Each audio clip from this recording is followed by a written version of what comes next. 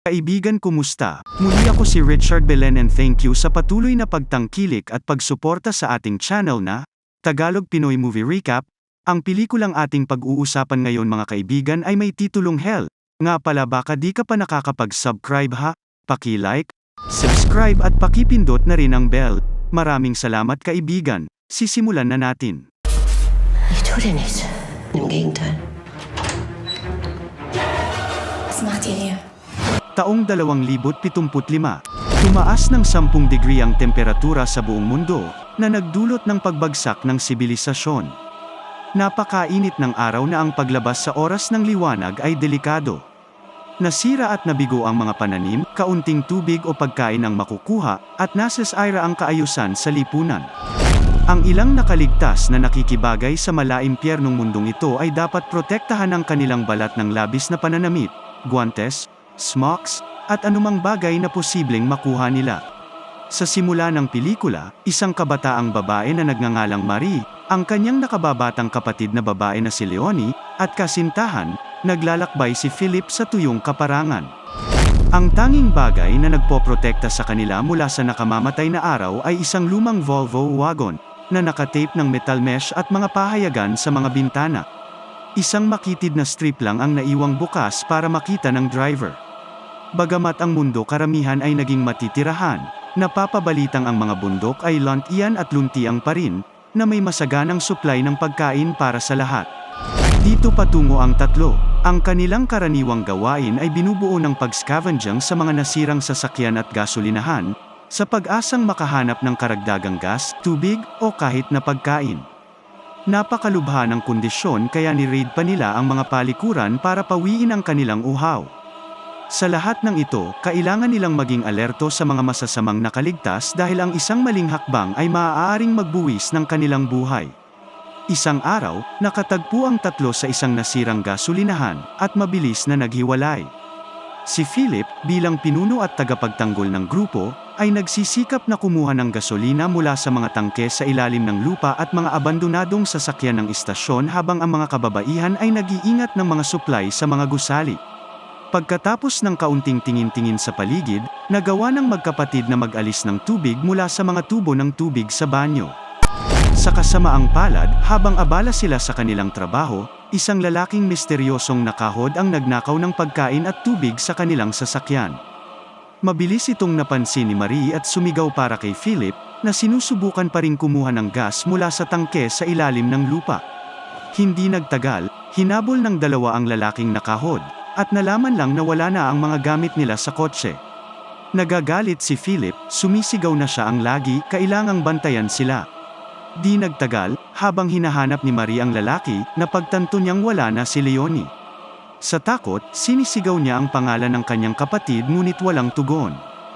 Pagkatapos ay natatakot siyang pumasok sa loob ng istasyon at hinanap si Leonie. Nang lumingon siya, nalaman niyang hostage ng lalaking nakahudi ang kanyang kapatid na babae. Sa wakas ay nagsalita siya at ipinakilala ang kanyang sarili bilang Tom. Pagkatapos, sinabihan niya si Marie na kumilos at ihulog ang kanyang sandata. Sumunod ang huli, ngunit biglang dumating si Philip sa pinangyarihan at tinambangan ang lalaki. Saglit silang nag-aagawan, at nagpupunta ng ilang matitinding suntok sa isa't isa. Ngunit sa huli, pinasuko ni Philip ang kanyang kalaban at sumang-ayon ang dalawa sa isang uri ng tigil-tigilan. Sa susunod na eksena, ibinunyag ni Tom na isa siyang lokal na mekaniko at mayroon siyang disenteng dami ng gas. Binalaan din niya si Philip na imposibleng maglakbay ng malayo sa Volvo, dahil hindi ginawa ang makina nito para sa sobrang init na temperatura. Gayunpaman, may alam siyang paraan para gawin itong mas matagal. Bilang kapalit, gusto lang niya ng isang lata ng pagkain at tubig. Saglit itong pinag-isipan ni Philip at sa huli ay pumayag din siya. Ngunit nang malapit na silang umalis, muling pinag-uusapan ni Tom ang tungkol sa makina, at kung paano ito maaaring masira anumang sandali. Kaya, si Philip, na ayaw makipagsapalaran, ay nagpasya na isama ang estranghero sa kanila. Ang mga babae ay nag-aalinlangan sa ideya, ngunit hinikayat sila ni Philip sa pagsasabing 2 men are better than 1. Pagkaraan ng ilang sandali, sa wakas ay nagsimula na ang grupo sa kanilang paglalakbay. Nagmamaneho sila sa kahabaan ng tiwangwang na mga kalsada at dahan-dahan patungo sa mga bundok. Ngunit habang papunta sila, bigla silang napahinto ng isang malaking metal na istruktura na nakaharang sa kalsada. Lumabas ang mga lalaki at sinubukang ilipat ito, ngunit hindi ito natinag. Sa kabutihang palad, sa tulong ng kanilang sasakyan, nagagawa nilang itaboy ang istruktura sa labas ng kalsada. Nagbibigay ito sa grupo ng sandali ng kaligayahan, na ipinagdiriwang nila ng may kaunting tagay. Noon lang, napansin nila ang isang nasirang sasakyan ilang metro pababa sa burol. Ipinapalagay ng mga lalaki na kakakrash lang nito, kaya bumaba sila para maghanap ng mga supply. Pagkaraan ng ilang sandali, nalaman nilang ang kotse ay pagmamay-ari ng isang French couple. Nakahanap din sila ng ilang natitirang pagkain, tubig, at gas. Sa pamamagitan ng kanyang walkie-talkie, inutusan ni Philip si Marie na ibaba ang ilang bote at canister. Gayunpaman, iginiit niya na pumunta siya ng mag-isa at kunin ang anumang gusto niya. Ayaw lang ni Marie na iwanan ang kanyang kapatid na mag-isa. Naririnig ni Leonie ang kanilang pag-uusap at napagtanto na ang tingin nila sa kanya ay isang pabigat. Kaya, sinabihan niya si Marie na wala siya habang nagkukulong siya sa loob ng sasakyan. Nag-aalinlangan pa rin si Marie, ngunit kapag patuloy siyang tinatawag ni Philip, umalis siya. Pagkarating, siya kasama ang mga lalaki ay nagsimulang subukan ang isang French perfume na nakita nila sa loob ng kotse. Sa sandaling iyon, narinig ng grupo ang mga sigaw ni Leonie, at napagtanto nilang ang nakablock na kalsada ay isang bitag. Nagmamadali silang umakyat sa burol, ngunit natambas si Marie at nawalan ng malay sa lupa. Paggising niya, nakita niyang mag-isa sa kakahuyan. Pagbalik sa kanyang katinoan, sumulong si Marie at sumama kay Tom sa daan. Ipinaliwanag niya na huli na nang sumakay sila ni Philip sa kotse. Si Leonie ay dinukot na ng isang grupo ng mga nakaligtas na umunlad sa kanibalismo sa bagong tuklas na mundong ito. Nang muling magkita ang duo kay Philip sa kakahuyan, kinumbinsi sila ni Marie na subukang palayain si Leonie. Gayunpaman, ayaw ni Philip na ipagsapalaran ang kanilang buhay kaya gusto niyang ipagpatuloy ang kanilang paglalakbay sa mga bundok. Habang nag-aaway ang dalawa tungkol dito, namataan ni Tom ang usok sa di kalayuan at hinikayat ang grupo na mag-imbestiga. Hindi nag-aksaya ng oras, sinundan ng tatlo ang usok at napagtanto na nagmumula ito sa isang malaking sunog sa kampo ng mga nakaligtas, kung saan si Leonie at iba pang mga bihag ay nakakulong.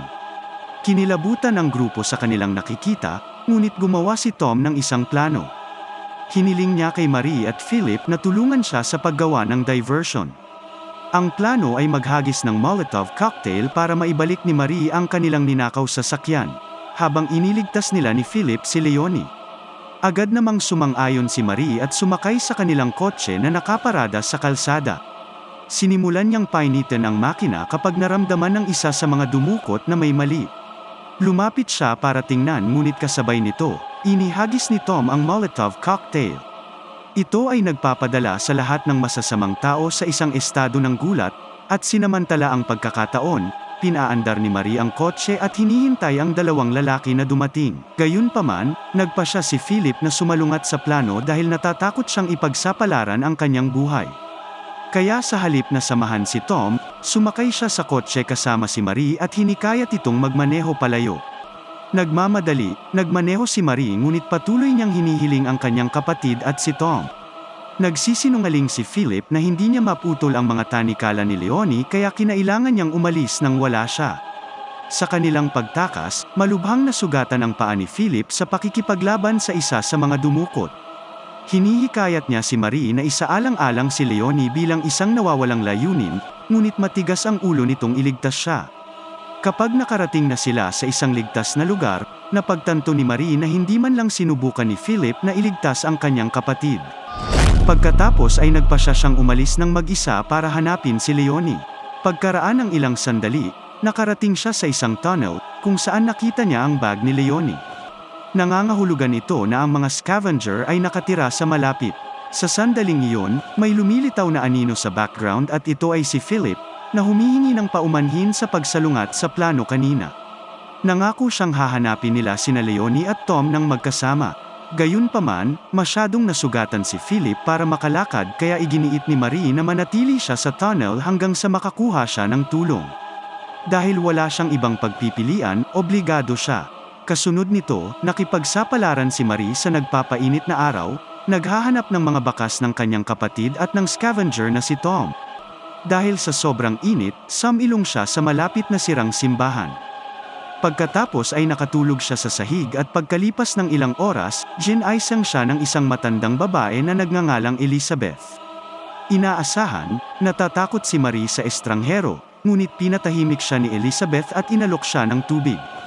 Nagsimulang mag-chat ang dalawa at nag-open up si Marie tungkol sa sitwasyon niya. Ipinaliwanag niya kung paano dinukot ng ilang ganid ang kanyang kapatid na babae at kaibigan, kaya hinahanap niya sila. Inihayag ni Elizabeth na hindi pa niya narinig ang tungkol sa mga ganid na iyon, ngunit gayunpaman, nangako siyang tutulong. Ngunit una, iginiit niya na pumunta si Marie sa kanyang sakahan at magpahinga. Ang huli ay agad na naging biktima ng magagandang salita ni Elizabeth at pumayag na sumama sa kanya. Inihayag din niya ang lokasyon ni Philip at humihingi ng tulong. Nang maglaon, nakita natin ang kamalig ni Elizabeth habang ipinaliwanag niya kay Marie na ang lahat ng kanyang mga alagang hayop ay nasira dahil sa init. May kaunting pagkain at ang kanilang pamilya ay nagsusustento ng kanilang sarili sa tulong ng isang malapit na lawa, kung saan sila ay nagpaamo ng ilang isda. Sa simula, mukhang pala kaibigan ng babae at nagpapakita sa paligid ng bahay. Pagkatapos ay dinala niya si Marie sa isang silid, kung saan siya matutulog maghapon.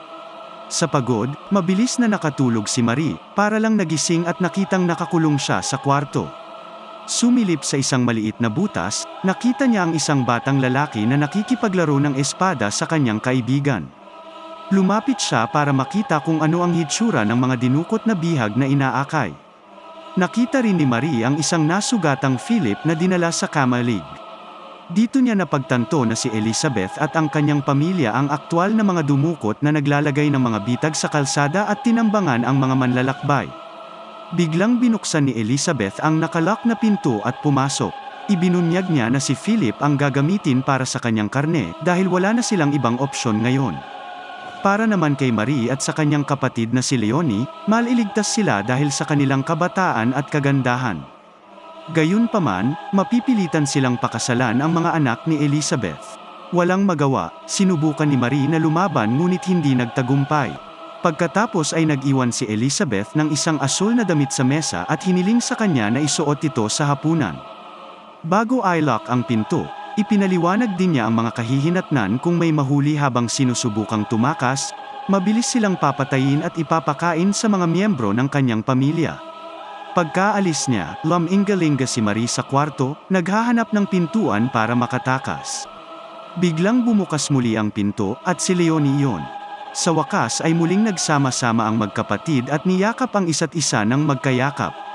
Habang lumuluha, nangako si Marie na ilalabas niya ang mga ito. Ang dalawang kapatid na babae ay nagsimulang gumawa ng lubad mula sa kanilang mga damit upang sila ay tumalon sa bintana at makatakas. Sa kasamaang palad, muling kumatok ang pinto at nagmamadaling inutusan ni Marie ang kanyang kapatid na magkunwaring tulog. Binuksan ng anak ni Elizabeth na si Mitcha ang pinto at binanggit na narito siya upang tulungan ang mga sugat ni Leonie. Ngunit nang malapit na siya sa bintana, kung saan nagplano ang magkapatid na tumakas, bigla siyang hinalikan ni Marie. Kapag naabala siya, hinahampas niya siya ng isang malaking piraso ng kahoy. Nasugatan at galit, sinimulan siyang sekal ni Mitcha. Ngunit sa paglipas ng panahon, binagsakan siya ni Leonie ng isang mabigat na bagay na nagpatalsik sa kanya. Pagkatapos noon, ang dalawang kapatid na babae ay nagmamadaling naghanda para tumakas mula sa bintana. Hinikayat ni Marie si Leonie na tumalon muna sa bintana at pumunta sa kakahuyan para magtago. Ang nakababatang kapatid na babae ay obligado, at pagkaalis niya, may narinig si Marie sa pintuan. Nagpasya siyang manatili at laruin ito ng maayos. Pagkatapos ay pinalitan niya ang kanyang damit sa asul na damit na iniwan ni Elizabeth para sa kanya. Maya-maya, bumaba si Marie at maya-maya ay nasumpungan si Elizabeth, na abala sa paghahanda ng hapunan. Mukhang masaya ang babae dahil tila nakikibagay si Marie sa lugar. Nang tanungin tungkol kay Mitcha, sinabi niya kay Elizabeth na nililinis pa niya ang mga sugat ni Leonie. Pagkatapos ay iginiya siya sa kusina, kung saan nakaupo ang buong pamilya ni Elizabeth sa hapunan. Umawit sila ng ilang nakakatakot na panalangin at pagkatapos ay naghahanda ng kumain ng karne ng tao. Hinahain din si Marie ng isang plato, at lahat ay naghihintay na magsimula siya. Sa takot, sinubukan niyang makatakas mula sa pamilya ngunit pinigilan siya ni Mitcha, na nagkamalay na, sa may pintuan. Sa susunod na eksena, iginapos si Marie at inilagay sa katayan. Doon, nakita niya si Philip na nakatali din sa kabilang kwarto. Maya-maya, dumating si Mitcha at pinatay si Philip, handang gawing pagkain ng tao ang kanyang bangkay. Nang umalis sa katayan ang nakapatay na si Mitcha, nakuha ni Marie ang kutsilyo sa damit ni Philip at kinalag ang kanyang sarili. Pagkatapos ay tumakas siya at binuksan ang isang nakalock na pinto sa kamalig, kung saan nakahanap siya ng maraming bihag, kabilang si Tom. Walang pag-aaksaya ng oras, lahat sila ay nagsimulang tumakas, kasama ang kanibal na pamilya sa pagtugis. Nakipag-away at ipinadala ni Tom ang ilan sa mga dumukot. Nang muntik nang tamaan si Marie ng isa sa kanila, iniligtas siya ni Tom sa pamamagitan ng pag-atake sa dumukot mula sa likuran. Habang ang mga lalaki ay nakikipagbuno para sa kanilang buhay, nagtagumpay si Marie na makatakas at tumakbo sa kakahuyan para hanapin ang kanyang kapatid. Pagkaraan ng ilang sandali, natagpuan niya si Lonie, ngunit ang huli ay iginapos ni Elizabeth at ng isa sa kanyang mga anak. Pagkatapos ay hinarap ng matandang babae si Marie, na sinasabing naisip niyang iba si Marie. Ngayon gusto nilang isama si Leonie para mapang-asawa niya ang isa sa mga anak ni Elizabeth at magkaroon ng pamilya. Mahusay na gumaganap si Marie at naghihintay ng isang pagbubukas. At nang makalapit ang babae, sinamantala niya ang kanyang pagkakataon at sinaksak siya gamit ang kutsilyo mula kanina. Habang nagluluksa ang anak sa kanyang ina na si Elizabeth, pinalaya ni Marie si Leonie at nakatakas. Pagkatapos ay sumama ang dalawang kapatid na babae kay Tom at tumakas sa mga bundok, kung saan nakahanap sila ng mga patak ng tubig at mga malalamig na lugar. Sa langit, nakakakita rin sila ng mga ibon. Ang tatlo ay tumingin sa ibabaw ng Tagaytay sa isang hardin ng mga burol sa pag-asa ng mas magandang kapalaran doon. Gayunpaman, wala silang makita kundi higit pa, nawasak at tigang nakaparangan sa lambak.